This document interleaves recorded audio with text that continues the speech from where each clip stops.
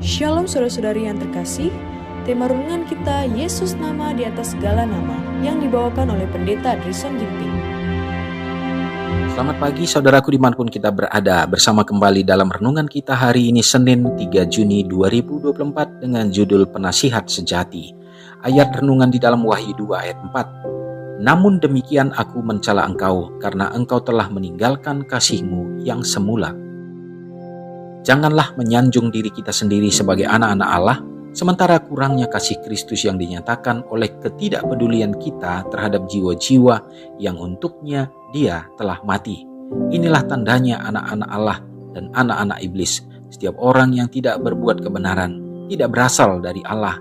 Demikian juga barang siapa yang tidak mengasihi saudaranya, sebab inilah berita yang telah kamu dengar dari mulanya, yaitu bahwa kita harus saling mengasihi.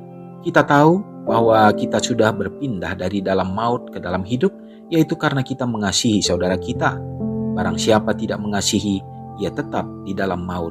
Setiap orang yang membenci saudaranya adalah seorang pembunuh manusia, dan kamu tahu bahwa tidak ada seorang pembunuh yang tetap memiliki hidup yang kekal di dalam dirinya. Demikianlah kita ketahui kasih Kristus, yaitu bahwa Ia telah menyerahkan jiwanya untuk kita. Jadi kita pun wajib menyerahkan nyawa kita untuk saudara-saudara kita. Barang siapa mempunyai harta duniawi dan melihat saudaranya menderita kekurangan tetapi menutup pintu hatinya terhadap saudaranya itu, bagaimanakah kasih Allah dapat tetap di dalam dirinya?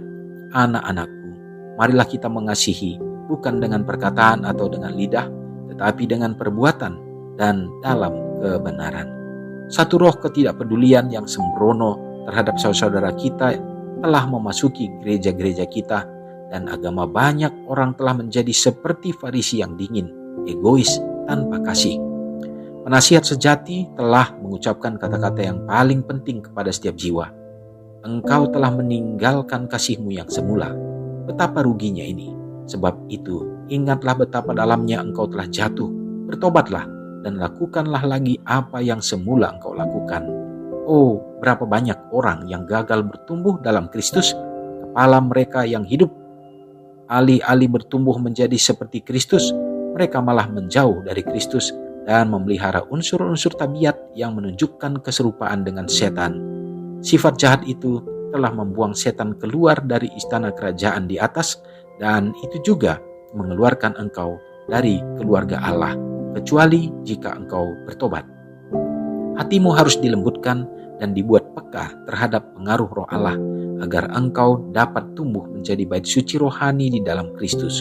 Orang-orang kudus di bumi harus mengasihi sebagaimana Kristus mengasihi, atau mereka tidak akan menjadi orang-orang kudus di surga.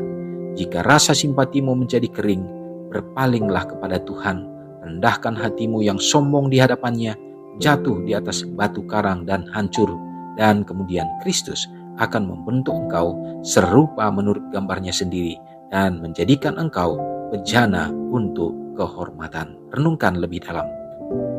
Apa bukti bahwa Roh Kudus telah melembutkan hati saya? Umat Tuhan yang terkasih dimanapun kita berada, semoga ini menjadi berkat bagi kita. Kita bersuka cita sesungguhnya kehidupan yang Tuhan percayakan adalah satu kesempatan kita menerima anugerah, dan juga bagaimana kita harus lebih mendekatkan diri kepada Tuhan. Saudaraku, kita harus tetap memiliki progresif untuk semakin bertumbuh di dalam iman percaya. Biarlah karakter kita selalu disempurnakan. Apa yang Tuhan harapkan adalah bagaimana melalui kehidupannya sebagai penasihat sejati kita, supaya kita akan bertumbuh di dalam kasih kita. Di akhir zaman ini, manusia menyatakan dirinya hidup dalam keagamaan sebagai umat Tuhan, sebagai Kristiani. Tetapi sesungguhnya begitu banyak keegoisan.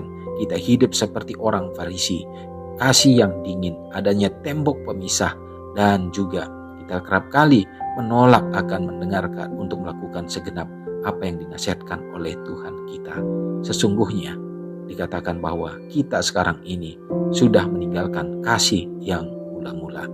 Dan bagaimana kita harus tetap meninggikan itu dengan bertobat, karena hanya itulah yang akan melayakkan kita untuk menjadi anak-anaknya yang layak untuk diselamatkan.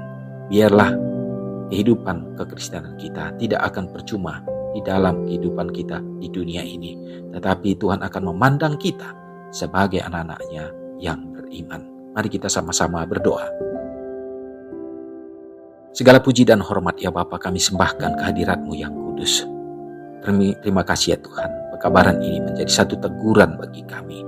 Tetapi kami percaya semua ini oleh karena kasih Kristus ya Bapa. Engkau rindukan supaya kami akan terbentuk di dalam iman dan karakter kami ya Tuhan. Dan biarlah kuasa Roh Kudus-Mu akan selalu mendiami hati kami Bapa, supaya dapat menuntun jalan pikiran kami Tuhan, sehingga kami bertindak, melakukan hal-hal yang benar dan menunjukkan kasih Kristus, sehingga melalui hidup kami pun Yesus dipermuliakan. Tuhan terima kasih. Berkatilah juga kami umat-umat-Mu ya Bapa, supaya melalui berkat-berkat itu pun, selain daripada kecukupan bagi segala keperluan kebutuhan kehidupan kami, bahkan dalam membesarkan anak-anak yang Tuhan percayakan, dan biarlah kami juga akan belajar bagaimana kami juga dapat mengasihi sesama, sehingga ya Bapa, melalui itu pun kami memperoleh damai, kebahagiaan di dalam menjalani hidup agama kami. Tuhan berkatilah umat-umat Tuhan, orang-orang tua yang kami kasih yang sudah lanjut usia, peliharakanlah hidup mereka dalam masa-masa yang Tuhan berikan. Mereka juga tetap bisa memuliakan Engkau. Yang sakit Tuhan pulihkan ya Bapa, yang lemah iman Engkau teguhkan. Berkati umat-umat Tuhan yang berada di tengah-tengah bencana alam. Biarlah Tuhan juga yang akan menjadi penolong dalam kehidupan mereka. Berdoa bagi gereja Tuhan ya Bapa, biarlah di masa di akhir zaman ini dapat bertumbuh, berkembang ya Tuhan. Berikan roh persatuan bagi umat-umat Tuhan untuk menjalankan misi penyelamatan ini. Demikian juga Tuhan, umat-Mu yang bersuka cita merayakan hari ulang tahun mereka hari ini. Peliharakanlah kehidupan mereka Tuhan, dan biarlah mereka akan merasakan senantiasa hadirat Tuhan dan lebih mendekatkan diri kepada-Mu saja. Semoga berkat-berkat yang sama menjadi bagian kami melalui hari ini. Terpujilah Engkau Bapa, mengampuni dosa kami, karena doa ini hamba serahkan dalam nama Yesus yang sudah menyelamatkan kami. Amin. Selamat pagi, selamat beraktivitas. Tuhan Yesus memberkati. Ingatlah Matius 5 ayat 13-16. Biarlah kamu menjadi garam yang mengasinkan dan terang yang menyinari kehidupan orang lain. Jangan lupa subscribe, like, dan share ke seluruh dunia.